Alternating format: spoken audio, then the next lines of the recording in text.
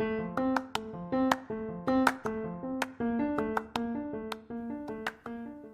listening to the Sisterhood of Limitless Living podcast. I'm your host, Dr. April Moreno. I'm a public health specialist focused on integrative wellness and autoimmune living, supporting the community of women, where I help you to live your best quality of life through being your best self-advocate. Let's get started.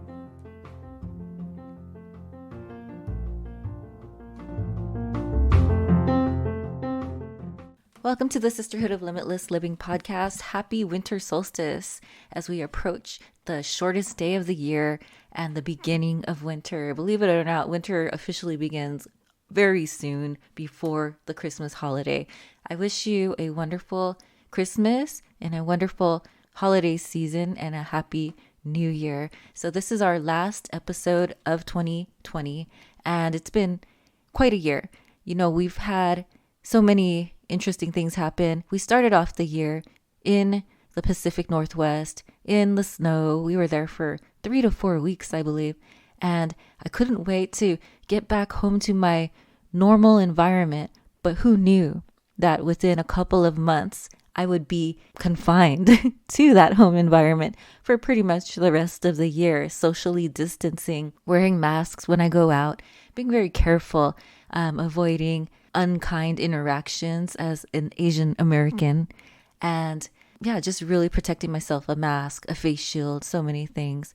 And it's been quite a journey, but we are continuing to thrive, protecting ourselves and staying in ideal health. So I do wish you a wonderful season. I hope you're all taking good care over there. And I'm so grateful to hear that we are advancing in the COVID vaccine around the world so that we can hopefully get control over this pandemic nationally and internationally in the coming weeks and months. Happy holidays. I hope that you are protecting yourselves, socially distancing during the holidays, as difficult as it is. Celebrating remotely when possible, celebrating outdoors and in distance when you're visiting people and loved ones, and also just taking really good care of yourself. And I wish you a wonderful season. Hello, Sisterhood. Welcome to episode 81 of the Sisterhood of Limitless Living podcast. In this episode, I'll be talking about weight loss. And it's a little early. We're still in the middle of the holiday season, but I know this is going to be a very timely topic as the months approach, as we approach January and the season's over and so on. But it might actually be relevant now, especially if you are part of the autoimmune community. And I'm just going to be sharing my experience today with weight loss journey and the autoimmune experience, the autoimmune journey with weight loss, and talking about what those dynamics look like and how it's slightly different because of the experience of having an autoimmune diagnosis. So today I'll be talking about what that looks like in terms of fitness, what that looks like in terms of diet, and most of all, what that looks like in terms of attitude. But first, before we begin, I would definitely like to invite you to the Multicultural Integrative Wellness Workshop. This actually is going to be taking place in January, and I wanted to invite you to it because of the fact that last year when we had this event, actually earlier in 2020 when we had this event, it was well received. And I received some very great comments, very wonderful comments about how people found it to be very profound in terms of understanding the multicultural dimensions of wellness, to understand what the 10 dimensions of wellness are, and to understand the 4 domains of wellness as I present them. I present this from a very unique perspective. It comes from a space of the social determinants of health in public health, where we look at all aspects of your everyday life and how you interact with your environment, the power of environment in your health and wellness, which is the difference between what many other integrative conversations are about. For the most part, it is about mind, body, spirit, for the most part, or mind, body, spirit, and emotion. But from a public health standpoint, I find that environment is crucial enough to be its own conversation, because the social determinants of health and the environmental determinants of health are things that we are born into in many cases, or things that we actually have control over as we get older. And so they definitely do influence our way of living. I do emphasize that aspect as well as we look at multicultural integrative wellness.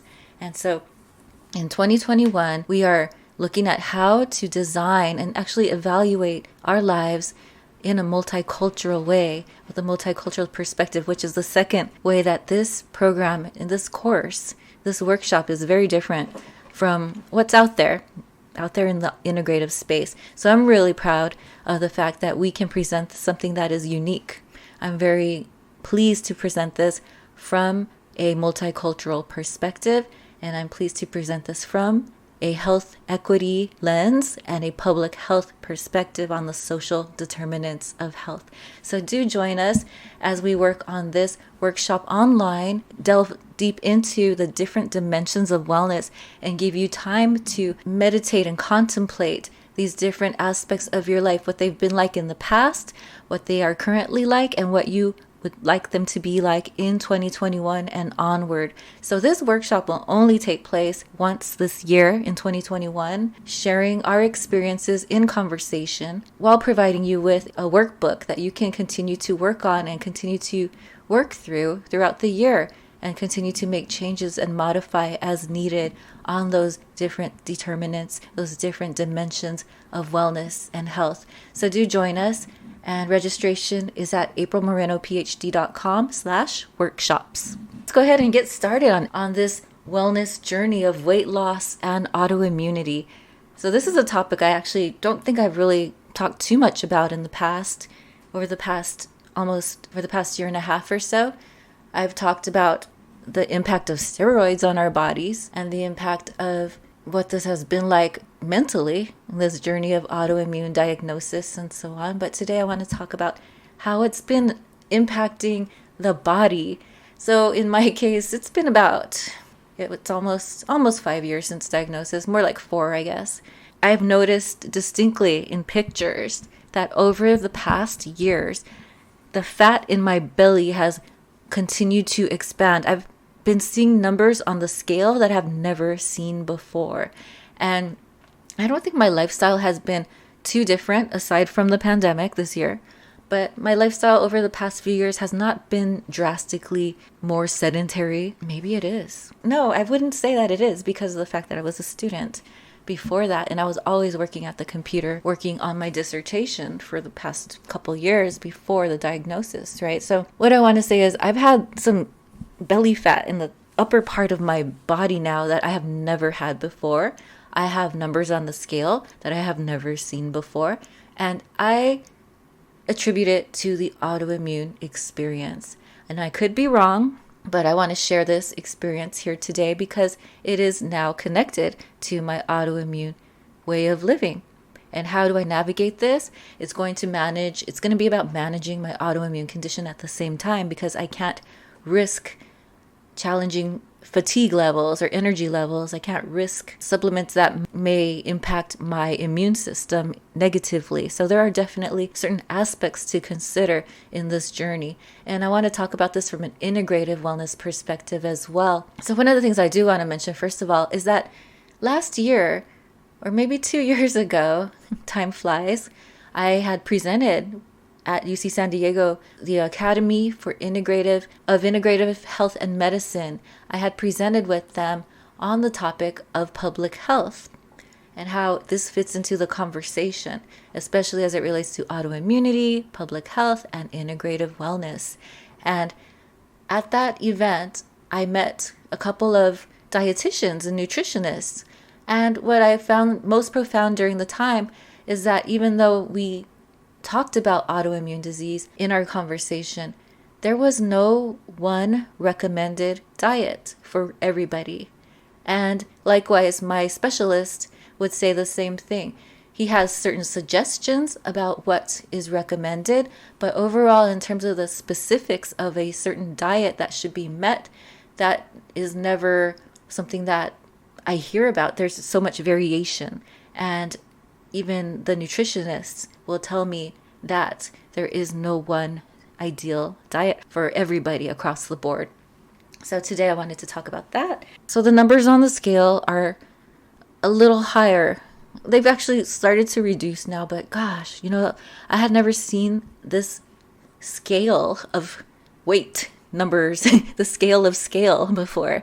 And it was quite disappointing. And I would love to know, have you experienced that too? I've heard in the autoimmune community online that some people actually experience weight loss after their autoimmune diagnosis. And I guess it does depend on the type of condition that we're looking at. But even across the same disease community, some people are saying that they've lost weight, maybe lost appetite. And that's definitely something out there as well. And that's a legitimate experience as well. But for me, it was about seeing these unusual numbers on the scale. And I am definitely in my 40s. And then I was just thinking maybe this is middle-aged weight that's coming in. And that is possibly the case as well. But I like to look at what's going on in my family. My mom is super skinny. And so I like to think that we have that tendency as well in the family. I don't want to be super skinny, and I don't think I'll ever be super skinny, and that's not a goal. I just want to be a normal weight. I don't want to be in the overweight BMI. I definitely don't want to be in the obese BMI, but currently I'm in the overweight BMI and I don't like it. And it's something that just happened in the past few years. Diet is something that I think a lot about, and I know it's just one aspect. But I do know that people who don't eat definitely are skinnier.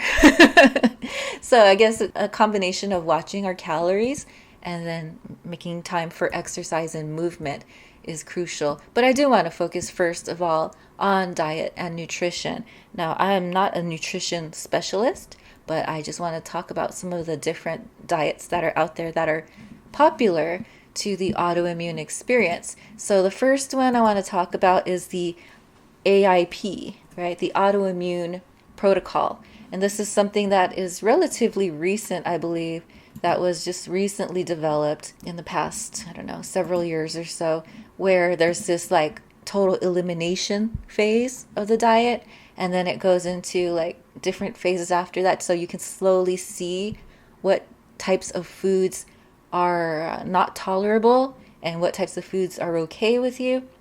And so I guess the main concern is this concept of leaky gut, right? So there's this gut barrier, that there's a leakage of some kind, this permeability that we're trying to fight. And I definitely agree with that. Healing the gut is definitely an important aspect of what we want to look at. So maybe, this aspect of the AIP is something that I agree with, right? So that's one thing I like. So I'm basically going to talk about 4 different types of diets today. This one here, I think, is actually kind of not culturally competent, in my opinion, because some of the foods that they want to eliminate immediately as potential culprits, potential enemies, are things that are very much respected in diverse communities. If you were to look at, say, like the Latinx community, right? The indigenous Latinx community, corn is our blood, in one phrase. The sisters, right? The sisters are beans, corn, and squash. So the 3 sisters in many indigenous groups of North America, in which the Latinx population is also part of, we do acknowledge that in our cultures, squash, corn, and beans are valued and highly respected in our cultures. But for the most part, in the AIP diet, these are seen as culprits for inflammation and leaky gut. So that's kind of problematic if we're looking at this from a culturally competent perspective. And so it's hard to say that to me that chiles and corn and beans are things that I should not eat, when these are things that my ancestors on my Mexican side of the family have long lived off of. So I find it a little problematic that certain foods are seen to be across the board, across the whole spectrum of race and ethnicity, social categories, that this is part of the immediate things to look at.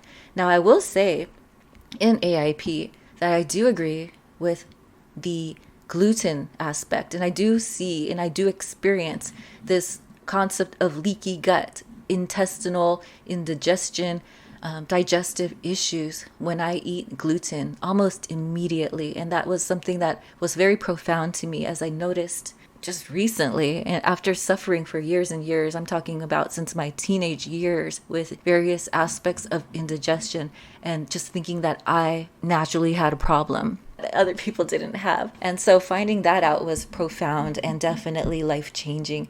So that's the first thing I wanted to talk about, the AIP diet, and how that may work for you. It doesn't necessarily make sense for me, and I always seem to have a certain kind of beef with the autoimmune elimination diet.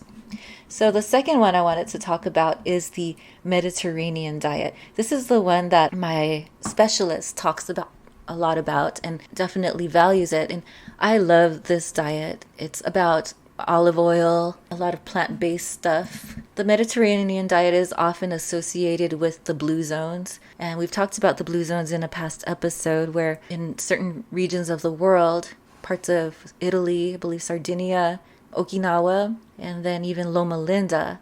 And there's a couple more. There's one in Costa Rica as well. These zones of places, geographic places in the world where people live these unusually long lives, these octogenarians, centenarians living into their hundreds. And they're finding that there are certain patterns as diet, community, and other ways of living are part of that long life trend in these communities.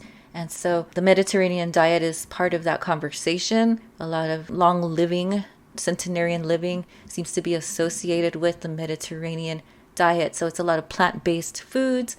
It involves a little bit of dairy, a little bit of chicken and eggs and so on. A little bit of red meat, but definitely there's wine involved, right? So definitely the fruits, vegetables, herbs, and even whole grains, which is a little different from the AIP diet. Although AIP is interesting because you do slowly reintroduce things, but the primary culprits that you look at first are things like the nightshades and the beans and the gluten in AIP. So in whole grains, in the Mediterranean diet, you do look at these things, but focus in on the plant-based aspect of foods. And so I really like that one as well, although now that I've picked up the gluten conversation, I used to think it was people being a little bit picky, a little too picky with their diet.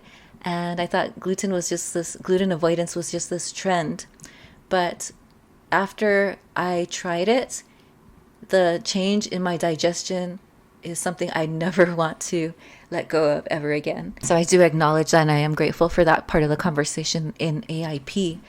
And in the Mediterranean diet, I do love the fact that these cultures of Mediterranean cultures, Mediterranean living, are very much focused on social interaction, family, community. These are very beautiful things. And so I am a big fan of the Mediterranean diet. However, when we look at whole grains, that gluten aspect is something that I feel is not something I can be part of. So the pastas and things like that, I have to be quite careful with. Otherwise, I will have various types of inflammation, indigestion, and even congestion in my nose, in my sinuses, and my chest. So that is an issue with gluten. The other one I want to talk about here is kind of these twins. They're kind of twins in a way, and they kind of get discussed and interchanged all the time, the paleo and the keto, right? So the paleo diet is something that is claimed that historically, if you look at kind of the Flintstone era of humanity, that these are the things that we just primally were eating naturally. So it's the meats, it's the berries, the hunter-gatherer diet for the most part. So you're looking at not dairy, you're looking at more whole foods, organic foods, grass-fed meat, wild fish, eggs. So basically your wild-caught fish, your naturally grass-fed meats, and free-range meats, and so on. But in this case, there are no grains, there's no dairy, there's no beans. And so the paleo also makes a lot of sense to me. If historically we all as Stone Age culture were doing this anyway, this makes a lot of sense to me. And so I do like this one. And then there's keto, right? So keto is another one that they're kind of related in a lot of ways. They are very much focused on a lot of nutrients and a lot of protein and high quality stuff. Both of them do not include dairy as part of the diet, but keto is a little bit higher in fat. Keto is kind of a concern. I love the keto diet, I'll be honest with you. I love the idea of eating meats and proteins. It makes a lot of sense, but I think it's a little difficult to avoid so many fruits and vegetables. And I think that for me, I think paleo wins out as we look at the incorporation of fruit and vegetables. And I love potatoes, and a life without potatoes is going to be a very sad one. And so I continue on with paleo more so, and a little bit of Mediterranean. So that's what I like to do. Keto apparently is something that you have to do with the supervision, ideally, of a nutritionist, because it can be dangerous at some level. It may be kind of difficult on parts of the body as you're working with a lot of meats and things that may be more energy for digestion. Some people say that it's helpful for insulin and sugar, blood sugar, but because of the metabolism change. And also, it's also difficult sometimes where people focus on a diet short term and then go out of it. I think that can be kind of a concern as well. But I find that if I do a combination of Mediterranean and paleo, that I'm very happy. And as a rule of thumb, I just like to follow this quote and stick to it, which is Michael Pollan's saying about food and health, which is eat food, not too much, mostly plants. And that's something I try to follow. So then now, as we're talking about exercise, I want to talk about this current challenge that I'm doing. And during the pandemic, also, it's a little harder to get out there and do things. Although getting out there to exercise is always a little difficult, right? How many of you have had a gym membership that is really difficult to follow through with? I am always in that boat. So I'll go through maybe a 3-month phase, maybe a 6-month at the longest, where I'll go to the gym somewhat regularly, but then I'll stop going. And so what we did at the very beginning of the pandemic, because we anticipated a rather long shutdown because of my public health background, this is something I believed was going to be a long journey of about a year, maybe less, maybe more. I was thinking 6 months or a year of this experience. So we immediately did get a treadmill in the house. So thank you, Costco, for delivering our treadmill and helping our quality of life during the pandemic. And so what I've been doing is creating what I did right now most recently was create this 14-day fitness plan, where I just decided for myself what would make sense for me, and making a personal goal of however many calories, not hurting my joints, not hurting my body, not overextending my energy, and not overexerting myself. And so what I did was a certain day, my focus was like maybe up to an hour of cardio. And then the next day, a little less cardio, more focus on arm weights. And then the next day, going back to cardio or taking a break as needed. And then after the next day of cardio, going into like a abs workout. So that's kind of the thing I've been working on for the 14 days, kind of alternating these different things. So that's something that I think is practical and can be done, especially with a break in the middle, getting a day of rest. I don't want to suggest any number of calories to burn or any number of minutes to walk or run it's just based on your needs in the autoimmune community, what makes sense for you, what feels comfortable, what is not too exhausting for you. Because I know that fatigue can come and hit by surprise, right? There's certain days where I just really didn't expect it, but there it is, right? So last night, for example, I needed to have a meeting with the nonprofit, our research committee, and I could not do it.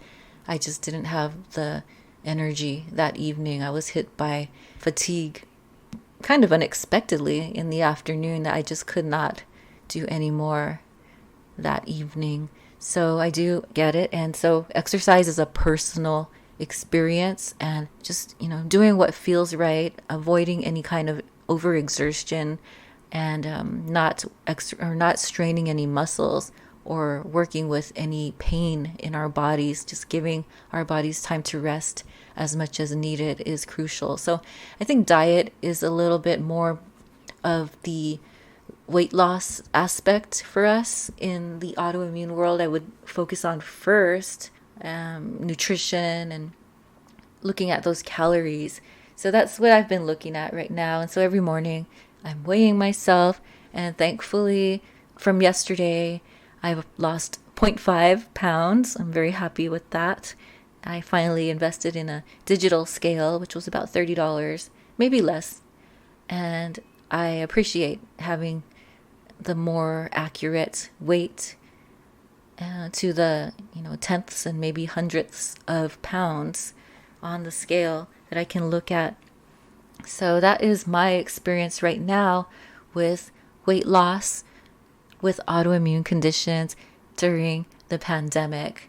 And I think that a lot of it has had to do with steroid infusions and the various injections and pills I've had to take over the years with the autoimmune condition. I think it's just been very life-changing. And so it's taking me some time, in addition to, getting through my 40s, now this new phase of metabolism, as they say, and trying to continue to stay in healthy shape. I'm not trying to get into a bikini. I'm really not interested in that. I'm just trying to feel healthy. I want to be in the normal range of BMI, and that's my goal for the coming weeks. And I like talking about this because now I'm more accountable. Now it's recorded, it's on podcast, and so I'll be sharing over the next couple months or so what that's been continuing to be like. But it's not something I'm going to stop. This is a lifestyle, a way of being, just like this autoimmune experience has been. The weight loss, the healthy weight experience, the healthy weight challenge, personal journey is going to have to be lifelong. And I would love if I could reach that centenarian decade of life and have a wonderful community around me, have delicious food around me, and have fun activities, hiking, walking, maybe some tennis, maybe some golf, and focusing on eating food, non-processed, healthy food, not too much food, and mostly plants, as Michael Pollan suggests, is something that I want to do as my goal. And then talking about this blue zone conversation in the past episode, a past episode not too long ago, where we look at this geographic space, but instead looking at this non-geographic space. This is an online space. We're a space in the cloud, right? We're a space online. We are a virtual or a remote space of autoimmune thrivers around the world who are living with autoimmune conditions. And I would love to be there with you over the years, over the decades, as part of a community that thrives, that we focus on great living, the quality of life, healthy foods, finding ways to stay active, and sharing and continuing to support one another in our community. That is my goal, so that we may live long and prosper and be successful in terms of what success means for each one of us with ideal quality of life. So that is the experience that I wanted to share in this episode on weight loss with autoimmune conditions during a pandemic. Thank you for listening, and I hope this is helpful on your journey as well. Take care.